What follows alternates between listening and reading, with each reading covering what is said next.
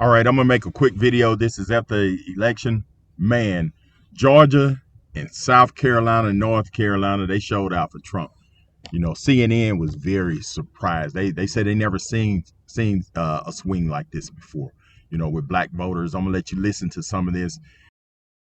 CNN's Jake Tapper was visibly stunned when early numbers came through CNN, revealing a shocking 20-point swing to Trump and the Republicans amongst independent voters in Georgia. Joe Biden won independent voters in Georgia when he won the state by 9 points. So we've seen a swing of 20 points towards Trump in terms of the margin, from 9-point advantage 4 years ago with independents for Biden to now an 11-point advantage with independents for Trump in Georgia. Jake. Wow. CNN panelist Chris Wallace then went on to say Kamala Harris would need a miracle to win after these numbers.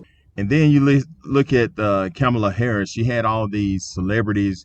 You had Cardi B, Beyonce, even Sexy Red. And Cardi B, the teleprompter went out and somebody had to bring her a phone to try to read this stuff. But hey, check out some of this stuff and you tell me what you think. And I'm also show you a little snippet, a little bit of what Elon Musk said before this election. Man, I think it's going to be a good 4 years, especially for the stock market, especially in the gas and oil field where I'm in as a welder, as a certified welding inspector. Anything related to gas and oil, hey, it's going to be booming. I have not banned fracking as Vice President of the United States. If she won the election, fracking in Pennsylvania will end on day one. So guys, if you want to become a CWI or into the inspection, just look in the description below. I got some practice tests that you can get online that will help you with your certification. But anyway, check out some of this stuff and you tell me what you think.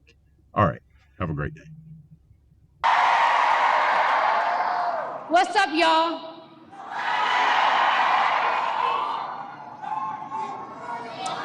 One second, guys, 1 second.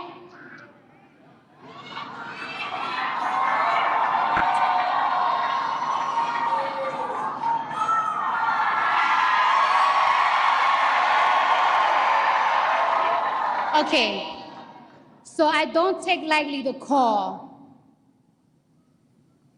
Sorry, guys, I'm a little nervous. I'm a little nervous, guys. I've been waiting for this moment this whole life, my whole life.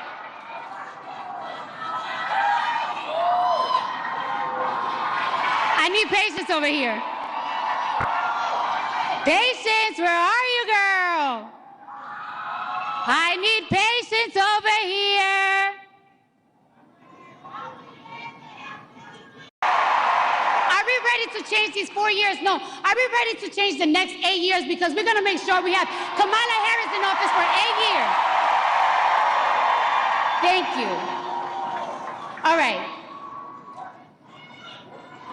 Vice President Kamala Harris, thank you for having me. I do not take lightly the call to show up, the call to speak up, the call to deliver a message that's been on my heart for a hot minute now. Now, I took my time writing this speech, so I'm gonna make sure I deliver it right. Because I got something I've been wanting to say for a long time. I've been saying it on Twitter, on my Instagram, and I'm ready to tell it to you now. Y'all ready to listen? All right, now. All right. Just like Kamala Harris, I too have been the underdog.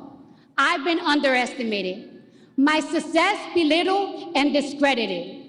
Let me tell you something. Let me tell y'all something. Women have to work 10 times harder, perform 10 times better, and still people question us how we got to the top. You know, I think part of why Kamala's getting so much support is that if Trump wins, that FCA client list is going to become public. Yes. And some of those billionaires behind Kamala are terrified of that outcome. Yeah. Do you think Reid Hoffman's uncomfortable? Yes. Yeah. And Gates. And Gates. Yeah. And I only ask that because you just look at them and you're like, that's a nervous person right there. I don't know. I mean, I assume you know them. Yeah. Yes. Reid Hoffman was my vice president of business development at PayPal.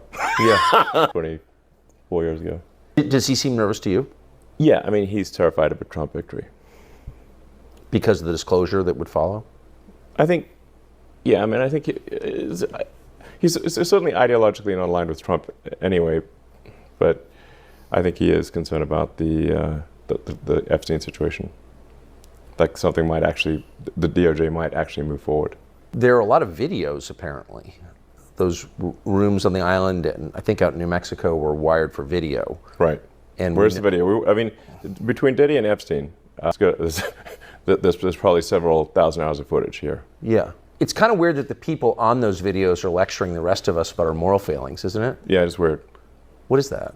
Well, I mean, part of how they deflect attention from themselves is by, criticizing the morals of others.